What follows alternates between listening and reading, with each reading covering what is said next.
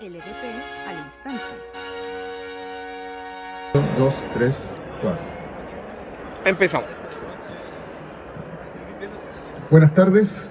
Bueno, muchas gracias por estar acá, muchas gracias por estar acompañándonos, acompañando a la editorial Antú, que tiene el gusto de relanzar esta nueva vida de esta novela gráfica que se llama El Origen, que es una novela gráfica que con Daniel Benavides, el guionista, que viene del mundo del cine, la idea original es de él. Nos conocimos hace ya más de 10 años y comenzamos a trabajar en este proyecto. Entonces este libro es de hace 10 años atrás originalmente. Entonces también es interesante hablar de esto porque nos muestra cómo un libro tiene vida propia. Hay libros que parten con una editorial y pueden terminar con el pasar de los años en otra editorial también. Eso es parte de la vida del circuito cultural que puede tener una obra. Recuerden que esa idea de que la obra se independiza del autor cuando se crea, yo creo que es absolutamente verdad. Uno publica la obra, uno hace la obra de arte, uno realiza la composición musical, uno hace la película y esa obra se independiza del autor. Y ahí es donde entra el diálogo personal que cada espectador tiene con la obra. Uno nunca sabe dónde va a llegar y uno nunca sabe qué va a pasar con ella. Entonces, también es interesante eso y por eso a través de la editorial Antú, en la cual yo soy autor, pero también soy coeditor, estamos muy contentos que podamos sacar esta novela gráfica que además tiene varias características especiales. Y una de ellas, que a mí me gusta mucho insistir, es que es una novela gráfica de ciencia ficción, pero ambientada en un periodo de la historia de Chile.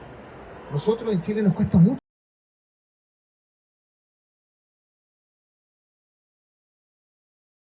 de una historia encima que es casi como una piedra, pero que nos cuesta modificarle y adaptar y construir nuevas miradas. Por eso El Origen creo que también es un aporte porque permite visualizar la historia de Chile como una fuente creativa con investigación, una fuente creativa con mucho fundamento, pero también con la libertad que nos permite el arte. Así que agradecemos a nombre de la editorial Antú que ustedes estén acá y podamos presentar en esta furia del libro esta nueva edición, esta nueva vida del libro. Mi nombre es Rodrigo Olgueta, yo soy dibujante, soy profesor de artes y soy el dibujante del Origen.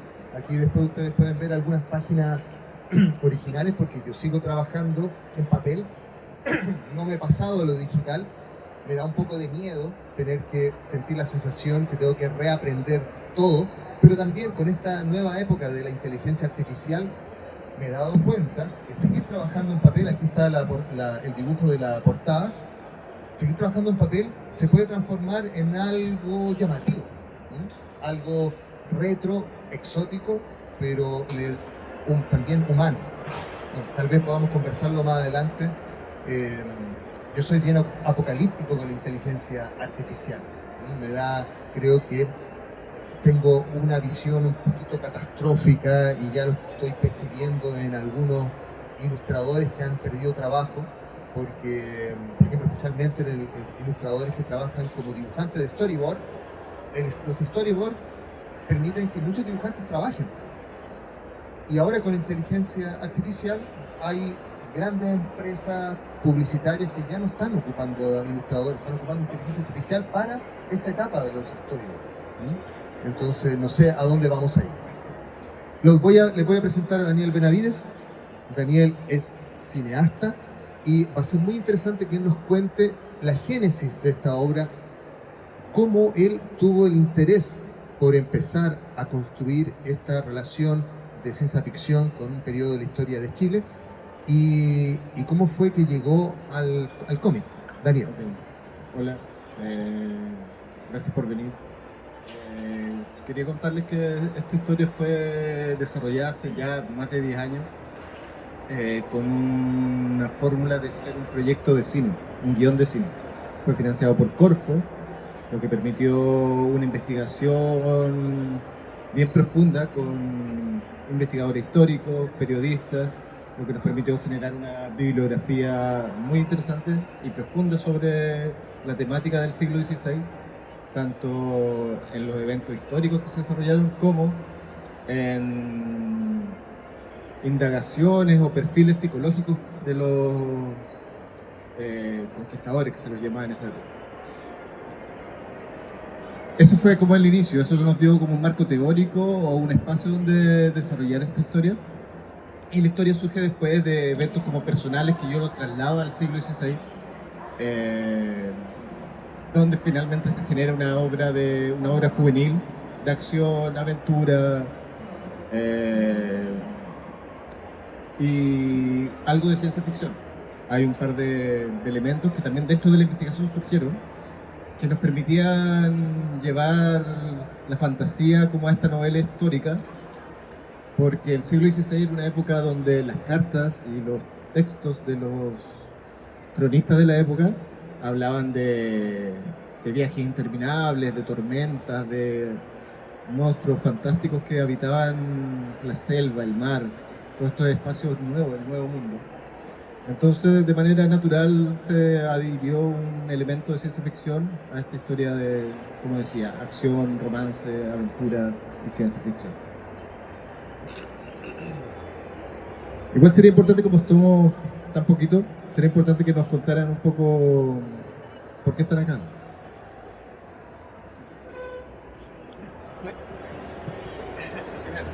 Ya, para hacerlo más dinámico y...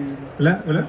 Bueno, cuéntanos tu nombre, qué haces y por qué estás aquí. Soy Vicente Zúñiga, soy editor en Sketch Editorial y habíamos conversado en el Salón del Cómic la otra vez. Entonces quise conocer un poco más de los trabajos de esta editorial. Interesante, porque ¿cómo te está yendo con la editorial? ¿Está legalizada? ¿Está funcionando? Sí, o sea, está inscrita como empresa hace unos 2 años, creo que ya este es nuestro 3er año. Genial. Y antes ya venía como un colectivo de ilustradores, pero hace un montón de tiempo atrás, hace 10, 12 años que venía desde antes. ¿Y cuál es como la visión? Nosotros estuvimos conversando ayer o anteayer en el LDP, una entrevista, sobre la función de la editorial, el tema de la inteligencia artificial que estaba mencionando Rodrigo, la precariedad en que se encuentra como la industria del arte, lo mal que le está pasando mucho, y dentro de eso como la responsabilidad que tienen las editoriales en liderar de cierta forma la solución de estas precariedades, o no hay solución. ¿Qué dices? Bueno, es un tema bastante complicado y todavía está en veremos, yo creo, pero por lo menos la visión que tenemos en mi editorial, en Sketch, es que no permitimos trabajos con inteligencia artificial. Nuestro rol está más en promover los trabajos, la visión de los artistas chilenos. Entonces, si bien creo que se podría ocupar en algún momento, no lo estamos aceptando por ahora.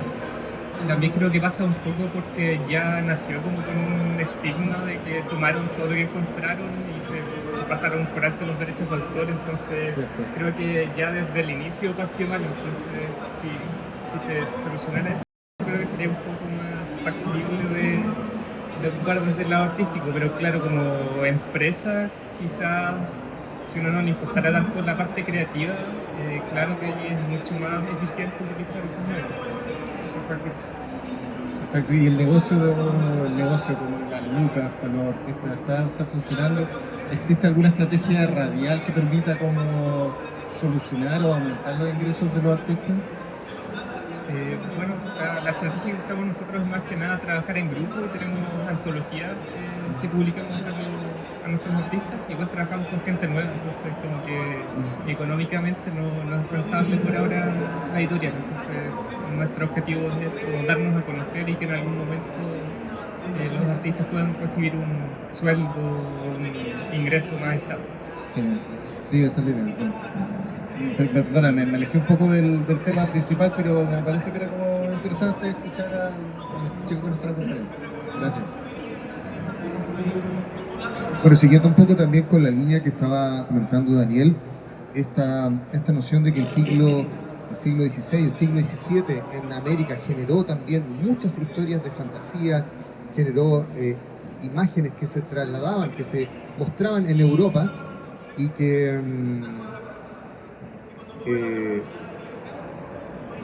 construían un imaginario de cómo eran estas tierras incógnitas del sur para la gente en Europa. Es muy interesante que también hay una historia que cuenta Daniel sobre un grabado del siglo XVII, XVI, donde vemos una escena de batalla entre... aparecen personajes mapuches, aparece también Santiago Matamoros en los cielos como cabecilla del ejército español, y aparece un ser humanoide, pero con un aspecto algo extraño, con unas protuberancias en su cabeza, que es este grabado. Tal vez ustedes lo conocen, lamentablemente ahí no se va a apreciar mucho por la contraluz, pero es un grabado que yo creo que ustedes han visto. Bueno, Daniel le da una explicación a este grabado, y es parte de la historia. Yo aquí voy a hacer un spoiler, pero en el fondo la relación que tiene este grabado con la historia que construye Daniel es esta.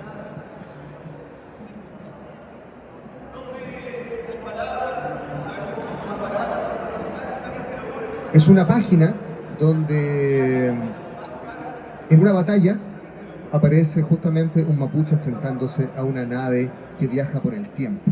Entonces esa era la manera en que este grabado se habría descrito, la manera que las herramientas que tiene el dibujante para describir esta escena. Entonces ahí está lo que comentaba Daniel.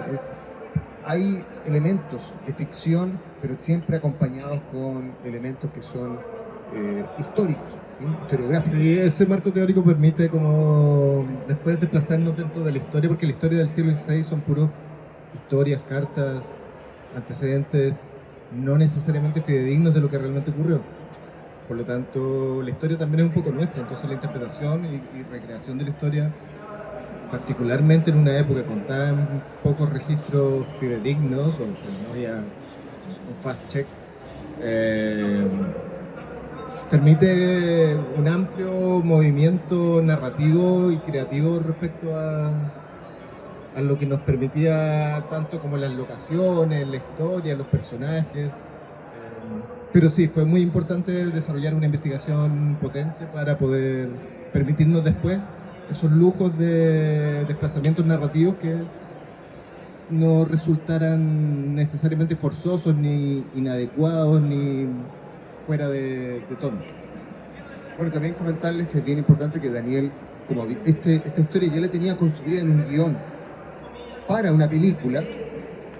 Daniel ya había construido la historia a partir del movimiento, que cuando me entregaba a mí los guiones, yo como dibujante de cómic, porque el cómic es una especie de selección de momentos, como si fueran agujeros en la realidad, en las cuales vamos contando la historia, era muy fácil de trabajar, porque ya estaba con la dinámica de una película.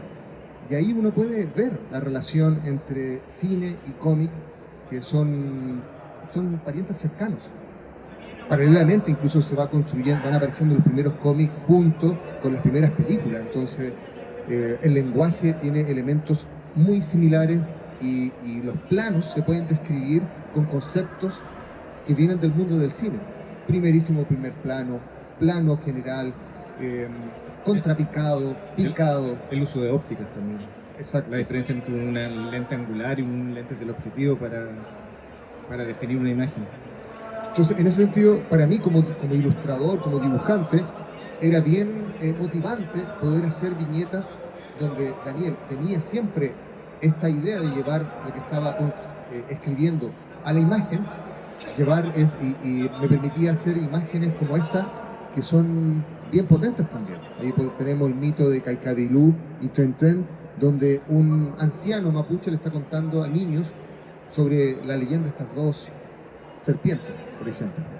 Es interesante porque yo no la tenía desarrollada, o sea, la tenía desarrollada como guión de cine, pero no lo tenía desarrollado en storyboard ni en viñetas, pero sí la tenía en mi cabeza.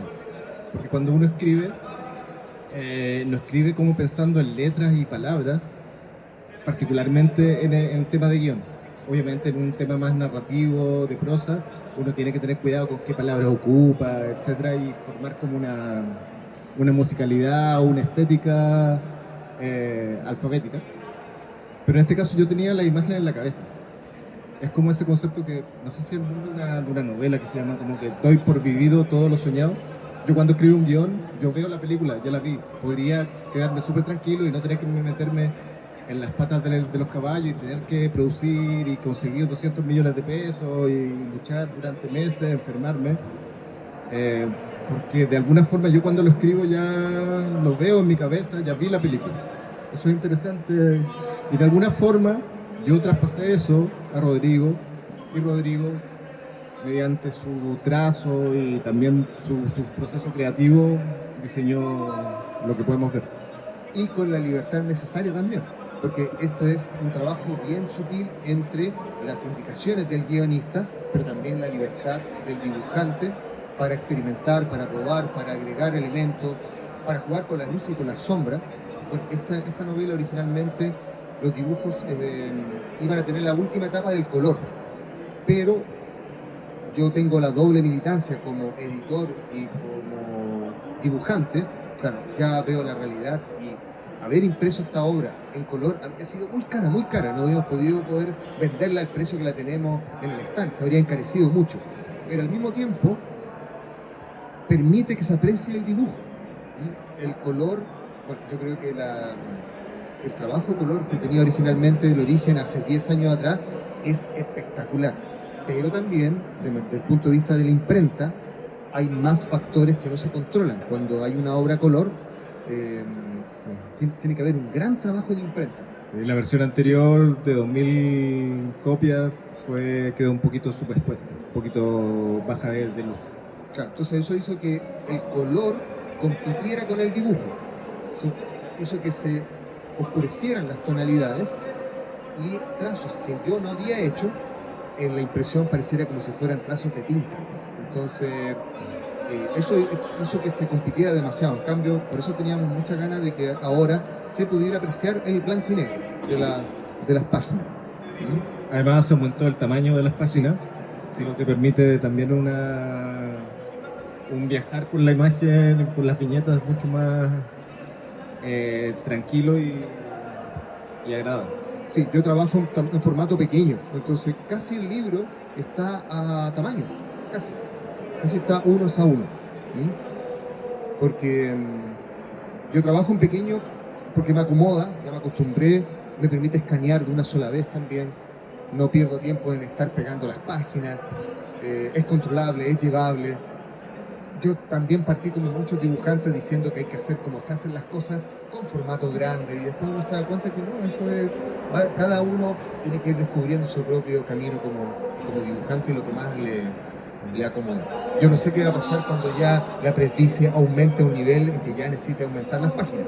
Afortunadamente todavía no lo necesito, no sé, de aquí a 5 años no voy a tener que hacer páginas gigantes. Es interesante también como dentro de la novela, dentro de lo que nos gusta un poco de la novela con mi amiga Rodrigo, es como un tipo de doble lectura que tiene, porque es una novela juvenil, tiene degollamientos, tiene batallas bien sangrientas, tiene escenas medias eróticas, pero lo que intentamos también al mismo tiempo tanto en dibujo como en la narración, intentamos que generara como una doble lectura, que fuera como una novela agradable de ver para un niño de 10, 12 años, que podría entender las cosas de cierta forma, y también al mismo tiempo fuera para adultos jóvenes y adultos que permitieran tener un diálogo con el libro mucho más político o de acción también.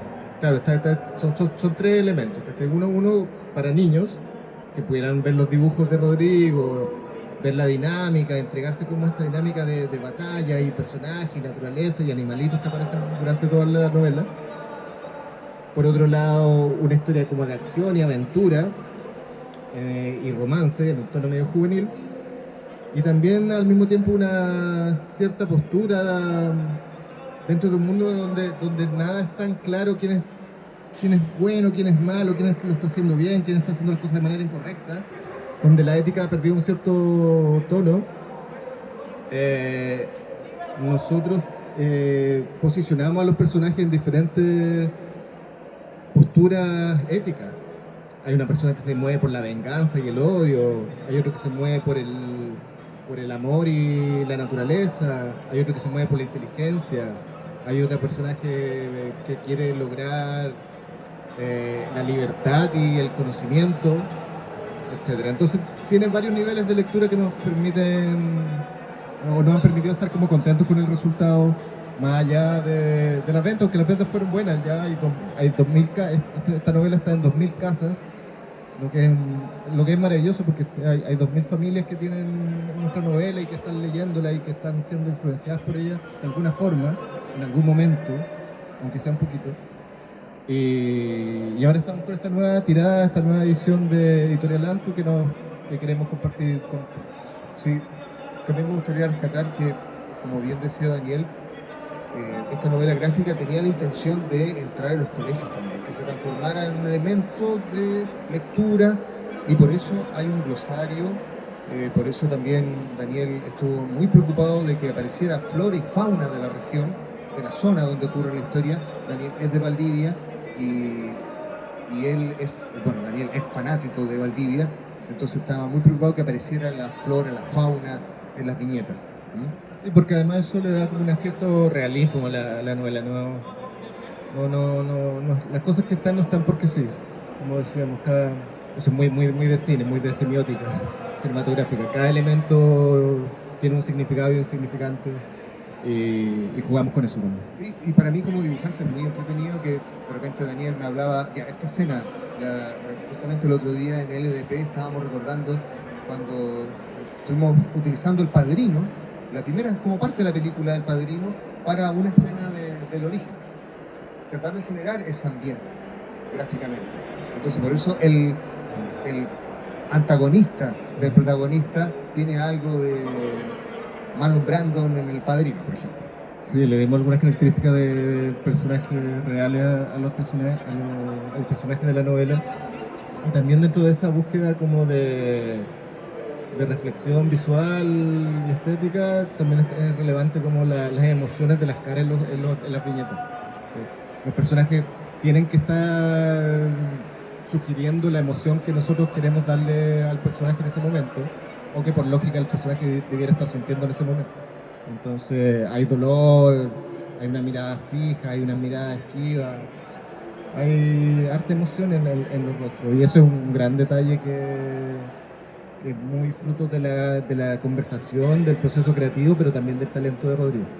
Pero también de investigación, porque tuvimos que investigar. O sea, yo me preocupé mucho de tratar de recopilar datos para recrear los uniformes, por ejemplo, las armaduras de la época. Porque uno piensa rápidamente que el ejército español que llegó a América tenía uniformado, y no era así. Cada uno iba financiando, cada una de estas personas que llegaban a América tenían financiando su propia armadura. Entonces iba a haber unas combinaciones que además lo hacen mucho más atractivo, ¿no? Los ojos mapuches también nos costó harto trabajo, lo trabajamos harto para que fueran lo más vinculado a la realidad. Y justamente también lo conversábamos el otro día en la entrevista de LDP, que si bien yo después me dediqué al cómic de memoria histórica, donde tengo que hacer retratos, muchos retratos, lo más fidedignos posible de los personajes que estamos retratando, en el caso del origen tenía también la libertad de exagerar rasgos, ¿no? Y esa libertad de exagerar también te permite gráficamente poder arriesgarte con grandes contrastes de luces y sombras, rasgos de emociones también, poder incluso caricaturizar un poco esos rasgos, te lo permite. Esta es una historia donde hay un poquito más de libertad en cuanto a la recreación de la época y de los rasgos de los personajes. Sí, a mí no me queda tan claro esa diferencia que tú mencionas. Sí, porque si yo... Porque pensemos como en tu novela, sí, no sé, estoy pensando los años de Allende, Allende, ese tipo de historia que tiene como un toque como más documental. Sí, es documental. Entonces, en los años de Allende, los personajes históricos tenía que lograr que el lector los identificara con el personaje que apareciera una vez. Entonces, por ejemplo, el senador Saldívar aparece una sola vez y tenía que hacer que no fuera necesario explicar que era Saldívar para que la gente lo reconociera, los que lo conocían de aquella época.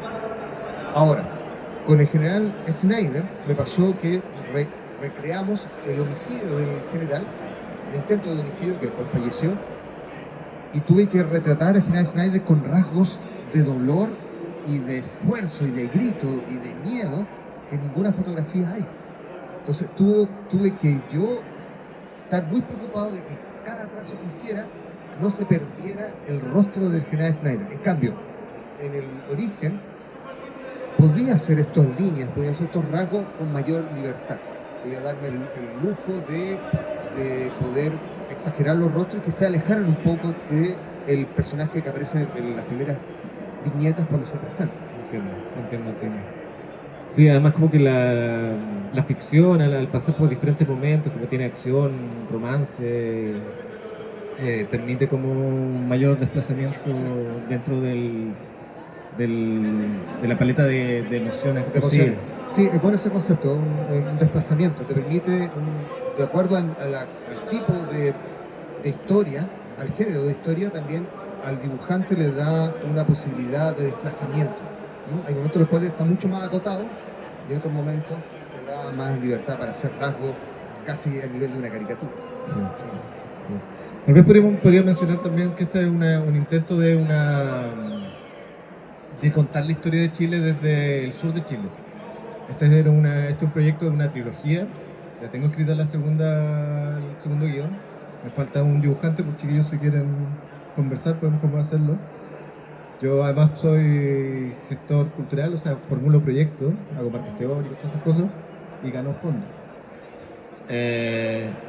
Vale, dicho eso, es una trilogía de contar la historia desde una óptica diferente, que es la santiaguina.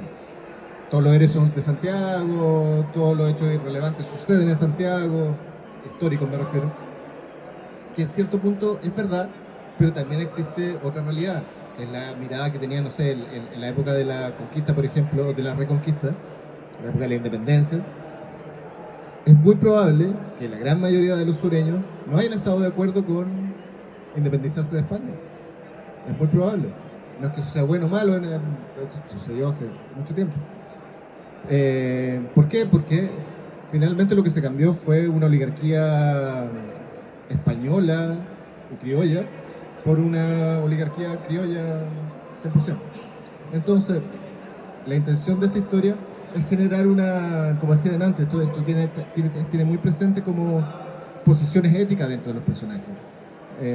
Cada personaje representa como una construcción, y por eso se llama el origen. Esta es como la construcción de lo que yo siento que lo que es el chileno en sus orígenes, y luego pasamos a una segunda novela gráfica que espero hacerla en el futuro, que es sobre Vicente Benavides en la época de la Reconquista, un personaje de Quirihue, cercano a Concepción, que fue teniente coronel del rey, también trabajó para el lado patriota, se cambió de bando muchas veces, pirateó barcos norteamericanos, españoles, y tuvo un ejército de mapuches. Fue un personaje muy, muy interesante. De hecho, fue la última persona que ahorcaron aquí en la Plaza de Armas de Santiago. Después cortaron su cuerpo en pedacitos y lo repartieron por distintas partes para que nadie lo celebrara. Y entonces ahí hay como una mácula de formación del Estado chileno que también me interesa contar, y me interesa contar esta visión de alguien, de un personaje del sur. Esa es la segunda parte. Y hay una tercera parte que está en proceso aún, no lo tengo claro. Pero eso, es como este es el inicio de una narración más extensa y que pretende generar un diálogo con la historia que se salga de los cánones normales, como creo que debiera hacerlo siempre el arte, para dar una fórmula o una visión de quiénes somos. Bueno, por eso se llama El Origen, porque es el primer capítulo de una trilogía. Por favor. Dos preguntas. La primera, ¿se llamaría El Origen 2? No, se llama Fulgor y Muerte de Vicente Benavides. ¿Y cómo la gente sabría relacionarla con el otro título? Por una cuestión comunicacional de la editorial. ¿Y lo otro, por qué no con Rodrigo? Es que Rodrigo está hecho un rockstar, entonces tiene poco tiempo. Pero yo, que genial, y de hecho hicimos algunos dibujitos. Sí. Miren, aquí está Vicente Benavides. Sí, yo estoy con una cantidad de proyectos que en este momento estoy comprometido hasta el año 2027. Si alguien quisiera trabajar conmigo, 2028. Sí. El problema es que dibujar cómic es una de las actividades más laboriosas que hay desde el punto de vista gráfico. Yo he hecho arte, serigrafía, grabado, storyboard, ilustración, pero el cómic es lo más laborioso y es lo que menos retribución económica tiene. Esto es muy raro, somos muy masoquistas, o sea, hay que estar medio loco con esto. No se está grabando, sí se está grabando. Pero para hacer esto es de mucho amor y odio al mismo tiempo. Entonces es lento. Estos fueron 8 Sí, meses, sí. trabajando en las noches. Sí, y ojo, y yo ahora lo recordábamos, 8 meses es muy poco, porque todo lo que ven acá, en mi caso, y en el caso de Daniel, es nuestro tiempo libre. Todos los dibujantes de cómic, gran parte, ocupan el tiempo libre para dibujar. Entonces, esto es el trabajo de noche, y claro, recordamos, 8 meses, es muy rápido. Fuimos bien eficientes. Sí, muy rápido lo que... Mi neurosis Sí. Claro. precautivo. Así que esa es la respuesta. No, la verdad es que no podría en este momento comprometerme para continuar en la segunda parte y la tercera parte. Pero sería muy bueno que se pudiera sumar un dibujante para trasladar los guiones de Daniel a... Yo tenía un poco abandonado el segundo proyecto, pero el guion está escrito. Tengo otro sobre la avenida de Pedro Valdía e Inés de Suárez desde España hasta en Chile. Otro sobre historia maderera del sur de Chile. Estoy buscando guiones, lo que pasa es que estuve como dedicado como a otras cosas. Bueno, la pandemia también me llevó para otros lados. Y estoy retomando ahora con el lanzamiento de esta segunda edición del Origen. Me ha dado como un nuevo cariño por el cómic, porque como decía Rodrigo, cuesta y es difícil y no siempre retribuye de manera funcional a tener hijos, familia, etc. Pero creo que es un buen momento se abren los fondos de cultura pronto, ya están empezando a avisar. Así que podríamos, si alguien se anima, a dibujar 8 páginas de muestra, podríamos trabajar en el desarrollo de alguno de estos proyectos. Y saben que yo les recomiendo que en YouTube busquen El Origen. El otro día en LDP se mostró un pequeño corto que dura no más de 2 minutos, que para mí fue muy emocionante ver cómo Daniel, junto con una productora, tomaron los dibujos que yo hice y los animaron. Además están a color. Entonces, ustedes pueden colocar en YouTube El Origen, Infortunio y Maravillas con esa bajada. Sí, el Origen cómic, Infortunio y Maravilla en la Guerra de Arauco. Lo pueden ver también en la entrevista de LDP. Ahí lo pueden encontrar y van a apreciar lo que hizo. Para mí fue espectacular ver cómo se movían los dibujos, porque era una animación a partir de planos, y de fondo aparecía un rayo, o de repente el cóndor se mueve con música de fondo. Entonces, claro, Daniel, que viene del mundo del cine, también uno inmediatamente ve esa imagen y dice, esto también puede hacerse animación, pero todos sabemos los costos altísimos de la... Es muy caro, pero según lo que estábamos conversando antes sobre la inteligencia artificial, esos costos van a cambiar severamente y sin destruir como el trabajo humano.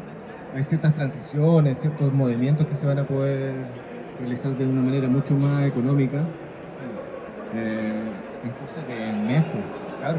O sea, en un año más yo no sé cómo va a ser la cuestión, tal vez no va a ser necesario ni siquiera personas reales para una película donde se vean seres humanos. Es que es el cambio, por eso soy apocalíptico yo. Sí, no, hay que ver, hay que jugar ahí. Sí. Por favor, otra pregunta.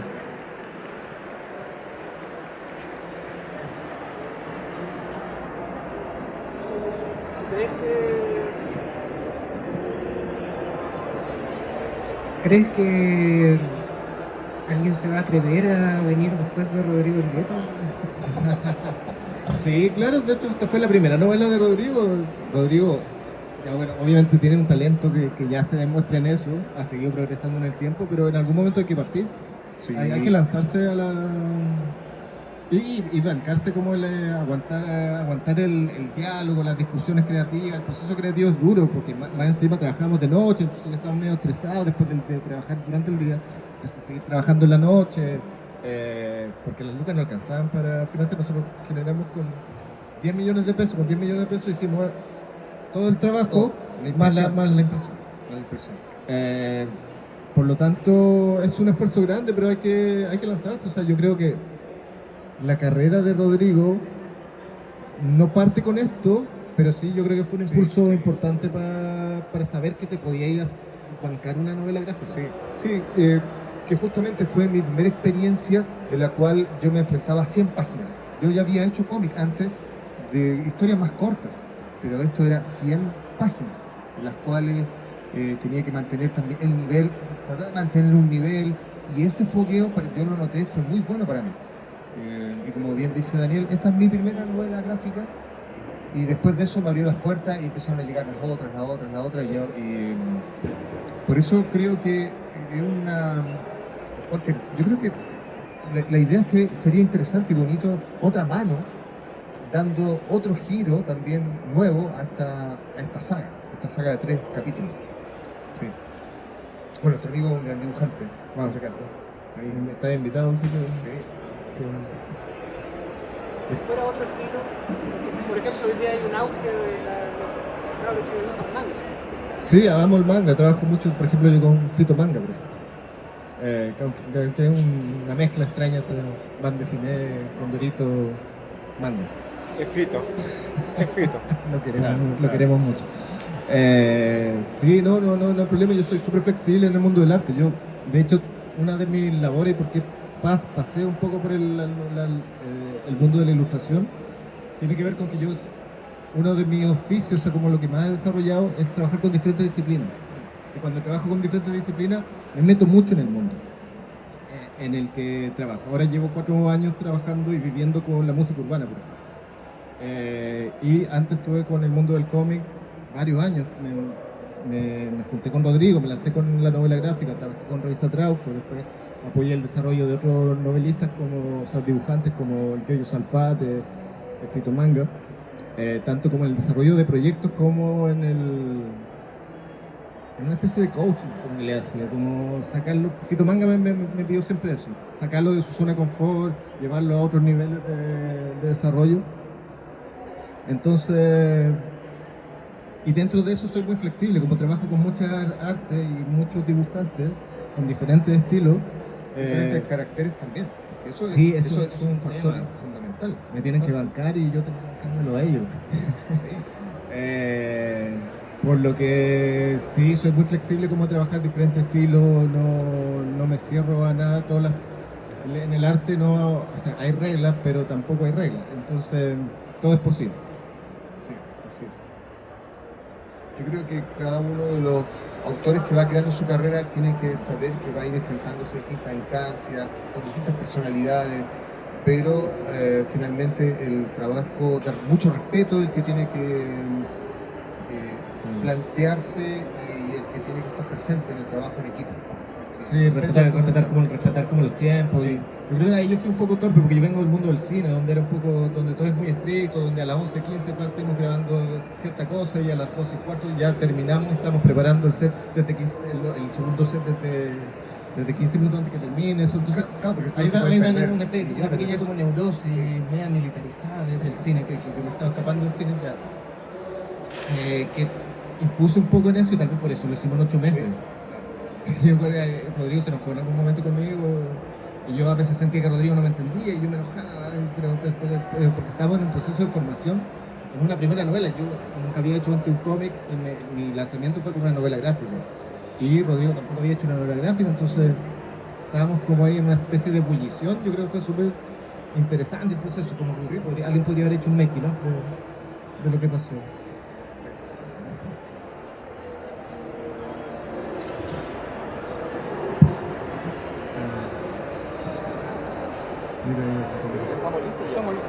Sí, ya estamos ya cerca del tiempo para terminar. Bueno, agradecemos de todo corazón la presencia de ustedes que hayan querido escuchar la historia de esta novela gráfica. Creo que para mí la gran lección en mi carrera es que podemos jugar mucho más de lo que jugamos con la historia y es una excelente manera de reencantar al público con la historia de Chile, porque uno ve esta novela que tiene elementos externos de ficción, pero te invita a saber quién es Alonso de Marmolejo, que es un personaje que es el protagonista, pero al mismo tiempo es un personaje real, que existió, fue un cronista, que estuvo acá con el ejército español recorriendo el sur de Chile, entonces... Que pasó sus últimos años en Valdivia, de hecho. Alonso de Góngora Marmolejo. Pero esos personajes están acá, están en el... ¿Cómo se llama? En el glosario. Hay una serie de recomendaciones de bibliografía, personajes y algunos nombres de elementos que están presentes en la novela, que sirven para complementar su lectura. Muchas gracias. Vamos a estar en el stand número 2. El stand número 2, que es de la editorial Antú, está en la sala, en el espacio, la gran explanada donde está la narrativa gráfica, y miramos hacia la sala de Pedro Prado, Samuel Román. En ese sector estamos, en el sector norte de la gran explanada. Stand número 2, Antú. Gracias.